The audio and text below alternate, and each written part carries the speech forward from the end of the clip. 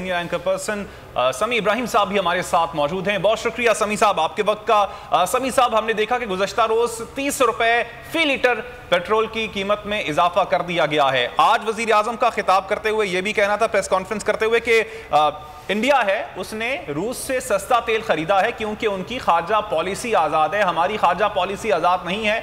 IMF के दबाव में आके हमने ये तेल की कीमतों में इजाफा किया है। देखिए, ये जो रूस के साथ जो इमरान खान साहब जो वायदा करके आए थे उसके तहत तो 30% सस्ता तेल मिलना था। इंडिया ने 20% उन्होंने उसमें किया है, कमी की है।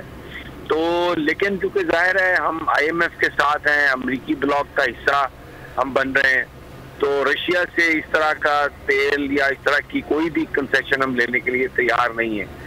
तो उसका जो असर पड़ रहा है वो पाकिस्तान के लोगों पे पड़ रहा है, क्योंकि जो अशराफ हुकूमत में है वो अमीर लोग हैं, उनको तो शायद इस चीज की जरूरत नहीं, लेकिन जो गरीब आदमी है पाकिस्तान का इस पॉलिसी का।